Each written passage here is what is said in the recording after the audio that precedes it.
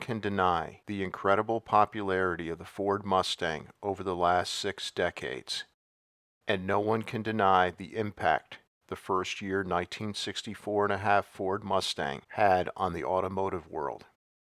It didn't just forever change the automobile, but how we as consumers buy and even think of automobiles. It was that profound a change that the 1964 and a half Mustang had on the automobile that still continues today. Since the introduction of the 1964 and a half Mustang, in the automotive world, nothing would ever be the same again. The introduction of the 1964 and a half Mustang wasn't an accident or just another new car release. It was a car that was carefully planned and aimed at a new emerging car market segment, the younger car buyers, who were recent high school and college graduates. Ford had originally marketed the 1960 Ford Falcon and Chevrolet the 1960 Corvair to satisfy this emerging market. Both cars were a success. However, these cars were aimed at the very budget-conscious small car segment to compete with the Volkswagen Beetle. Unfortunately, Ford and Chevrolet could not hide the fact that both cars were budget-oriented cars. Ford understood this new emerging young buyer market was only going to grow by the time of the Mustang's debut, since the first wave of the baby boomer generation would be just reaching adulthood.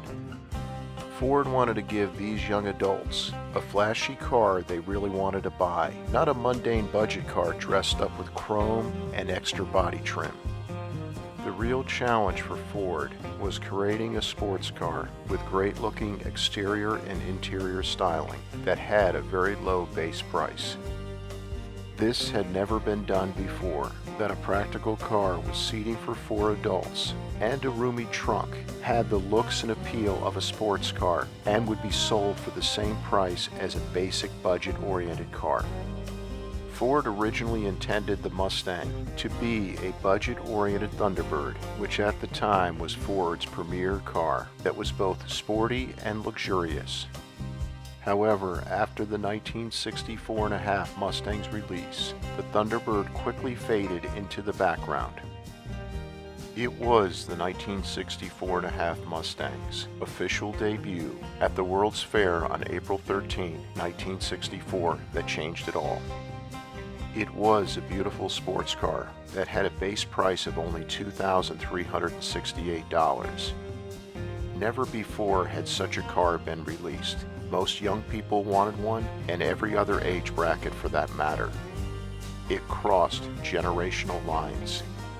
After its introduction, it would hit the incredible milestone of 1 million Mustangs produced by the middle of the 1966 model year. The impact was so great, it formed a brand new car segment called the pony car. By the late 1960s, many different car brands had a pony car to compete with the Mustang. Ironically, the first pony car was the 1964 Barracuda, which was named after a fish, and was produced by Plymouth. It was released a little less than 2 weeks before the 64 and a half Mustang.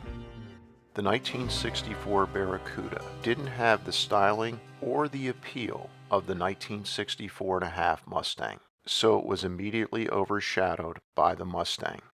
Ford did the impossible and got the Mustang right on its first try. It was the most successful new car launch in history. So much thought and engineering had gone into the Mustang's exterior and interior design and every other detail. Ford gave buyers a car that looked and drove ahead of its time.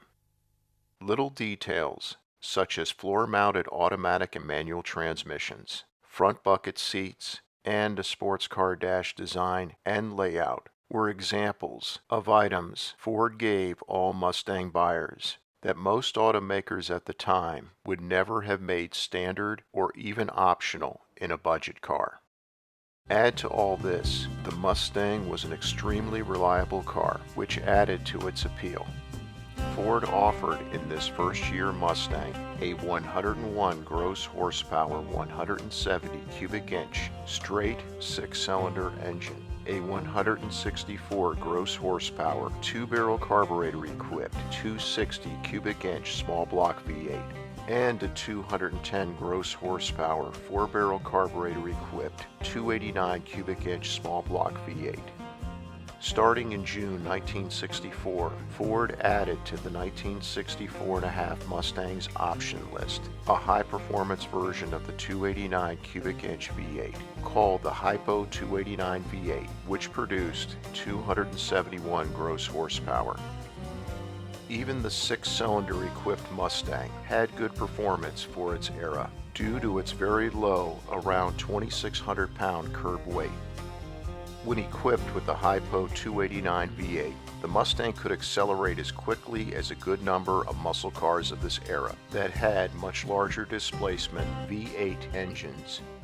Ford also offered the following transmissions in the Mustang: a 3-speed manual, 4-speed manual,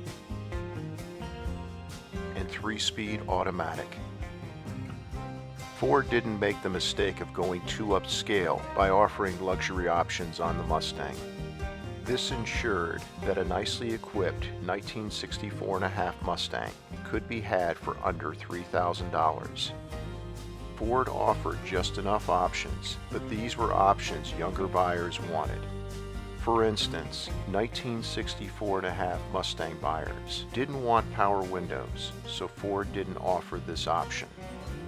The 1964.5 Mustang was only available in a 2-door coupe and 2-door convertible. The more sporty 2-door 2+2 fastback body style wouldn't be available until the 1965 model year. The real proof of the 1964.5 Mustang changing it all is that it's more popular today than when it was first released, and every automaker, though they have tried, have never had a new car release as successful as Ford had with the Mustang back in 1964. However, the most important thing the 1964.5 Mustang changed was, for the first time, a new car with sports car looks and appeal was offered for a budget car price. Before the 1964.5 Mustang, a car of the Mustang's caliber had not been obtainable for a budget car price. Since then, many automakers over the years have offered new cars with sports car looks and appeal for a budget car price. Thank you so much for your support of this channel. Please subscribe, since your support is the reason this channel is a success. And please make sure to click on the bell icon so that you never miss a new video release.